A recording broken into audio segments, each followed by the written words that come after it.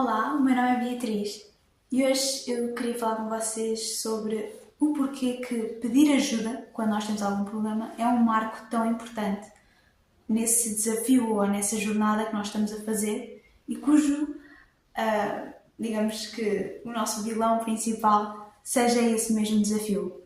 E nós somos, obviamente, a personagem principal.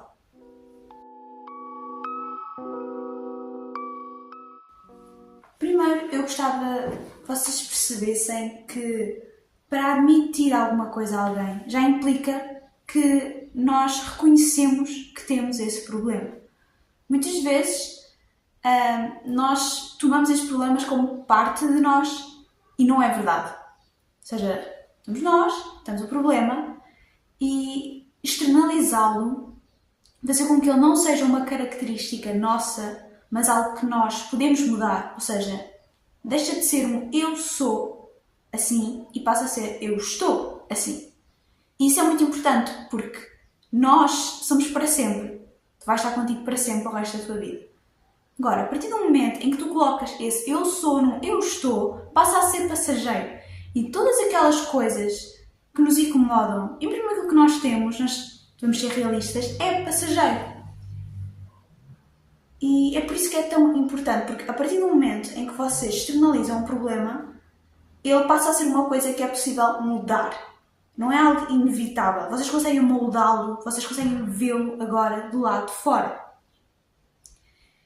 E, obviamente, tudo isto vem antes desse ato de pedir ajuda.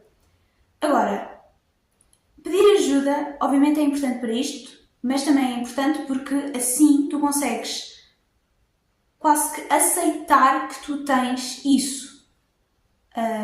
No sentido em que tu admites a ti mesmo que tens. Ou seja, já percebeste que o tens, já percebeste que não faz parte de ti. E agora o passo que é mais difícil é admiti-lo aos outros. Ou seja, eu tenho isto. E às vezes, não sei se nós o fazemos por medo, ou não o fazemos por medo, por culpa, temos medo de ser rejeitados, é por aí em diante. Às vezes eu vou falar por mim, eu estou a falar com alguém e quando eu digo a essa pessoa, olha, eu faço isto a mim mesma, por exemplo, e eu já sabia isso, eu sei. Só que é quando tu falas com a pessoa que se torna quase real, ou seja, tu te obrigas a olhar para isso. Obviamente, e agora fazendo aqui um paralelismo que lembrei-me que nem sempre tem que ser pedir ajuda a uma pessoa, ou seja, este ato de externalizar as coisas. Muitas vezes, e é por isso que journaling é tão, ou seja, escrever um diário, é tão falado, porque a partir do momento em que tu escreves, tu és obrigado a olhar para aquilo. Já não é aquela coisa que tu, tecnicamente tu sabes, mas tu vais metendo para debaixo do tapete, não te apetece muito lidar com aquilo agora porque te incomoda, mas é importante. E para quem não gosta de escrever, pode ser desenhar, por exemplo, ou seja, externalizar esse problema. Outro passo importante ao externalizar, pode ser por conversa também, como eu comecei, é organizar.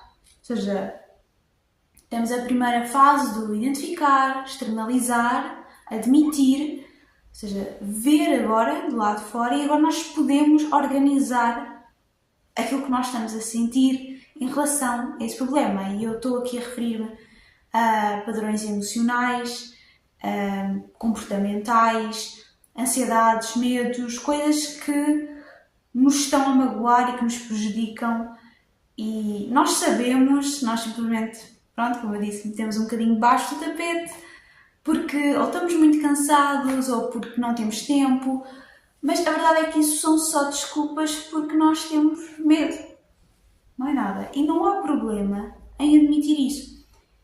E é aqui que eu quero falar outra vez, na parte do admitir.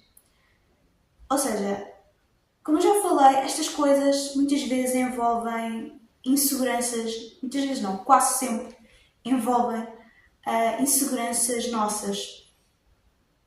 E eu acho que ao admitirmos isso para um caderno, para um desenho, para uma pessoa, estamos a dizer que é ok estar vulnerável. Ou seja, é ok não ser perfeito.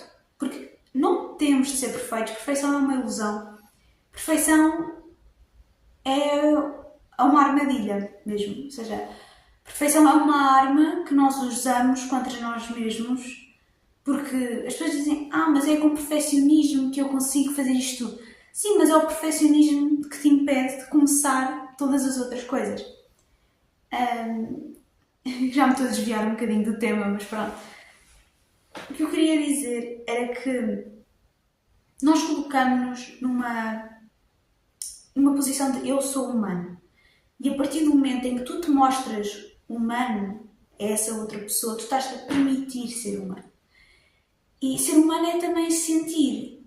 E lembram-se daquilo que nós fazíamos, que era colocar debaixo do tapete. Ou seja, nós evitávamos sentir. Nós evitávamos sentir como? Nós controlávamos isso. E controlar, no caso, seria reprimir, deixar para mais tarde, dizermos a nós mesmos que não é importante.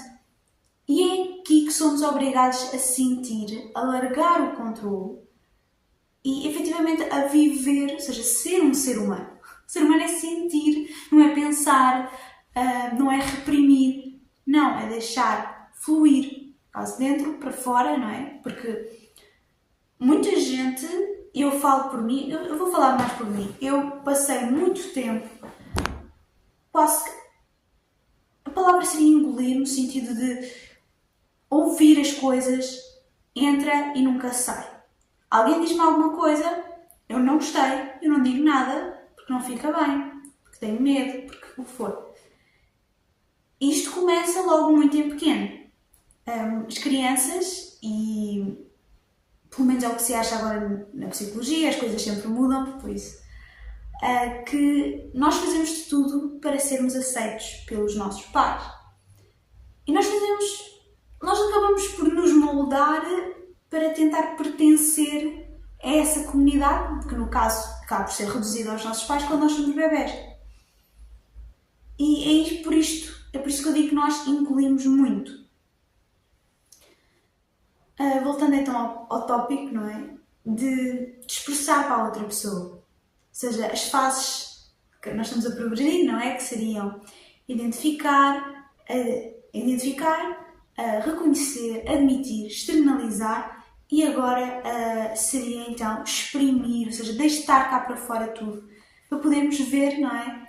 E avançar com isto.